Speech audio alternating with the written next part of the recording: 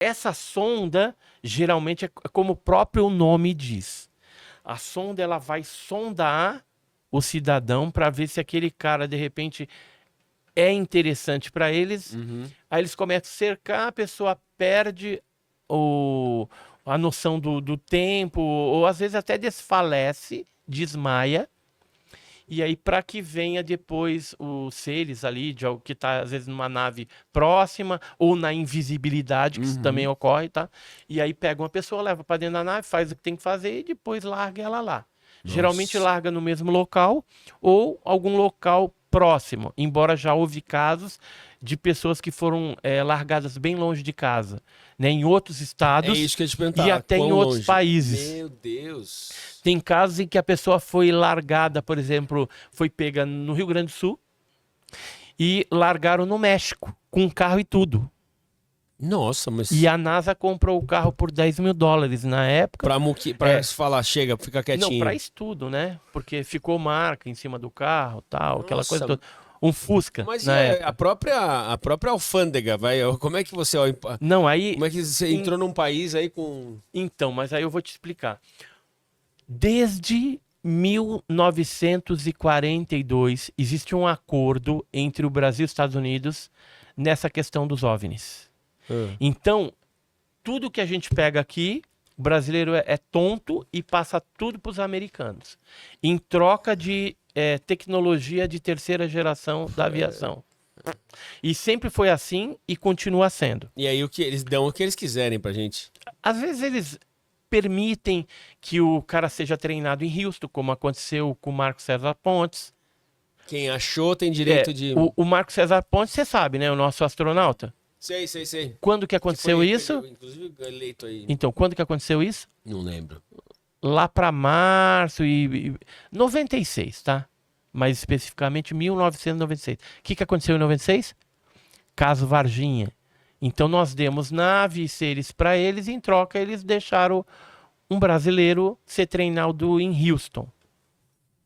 E eles escolhem o brasileiro, não é quem teve contato com Não, aí eles isso. pegam os melhores. Aí é o Brasil que vai falar, Determina esse esse cara. cara, é esse cara, porque ele é o melhor, Nossa. etc e tal.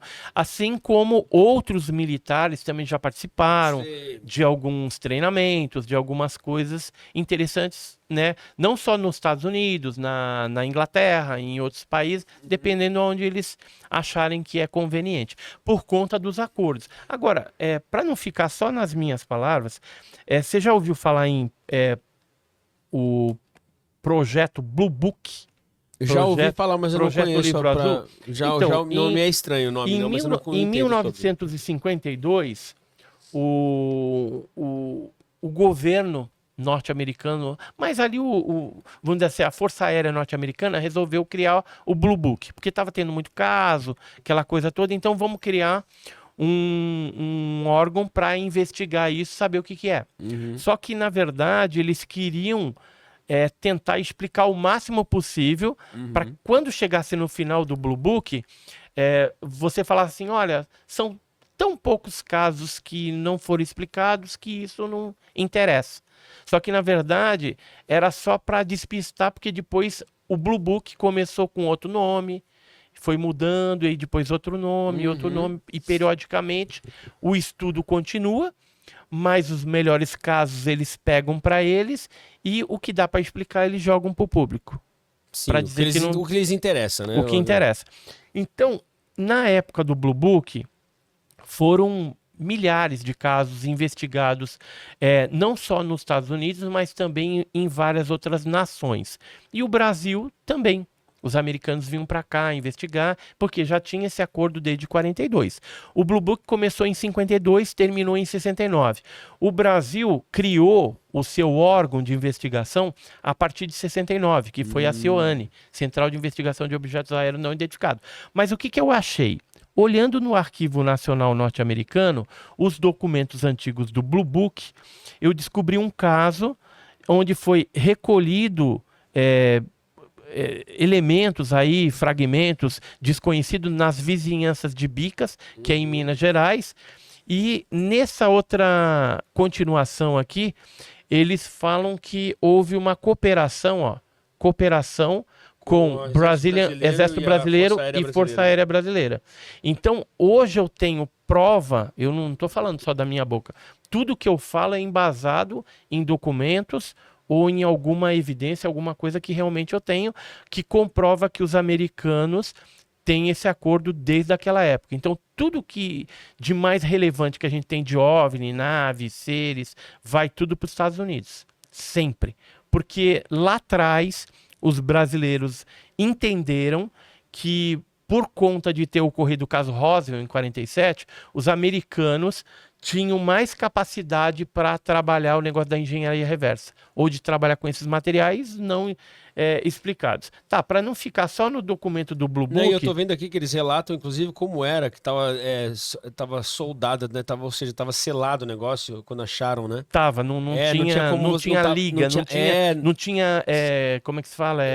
não tinha parafuso, Não tinha nada, parafuso, nada, simplesmente como que você faz um negócio é, desse aqui?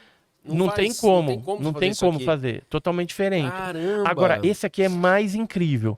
Esse aqui foi liberado agora porque tem o FOIA, que é a Lei de Liberdade de Informação norte-americana. Então, o que que acontece? Os casos americanos eles estão escondendo. Mas casos da América Latina, que aconteceu lá na Argentina, no Brasil, no Peru, na Colômbia, vai soltando. Certo. E esse aerograma da embaixada norte-americana no Rio de Janeiro tem o subject aqui, o assunto, fragmentos não identificados, e o que que ele fala? Que aconteceu um caso em 1966 entre Santa Catarina, aqui ó, Paraná e Santa Catarina, foi recolhido pela Força Aérea, depois foi levado para o CNAE, que fica em São José dos Campos, que a nossa área 51 brasileira fica em São José dos Campos. E de lá foi para onde? Para NASA. Nossa.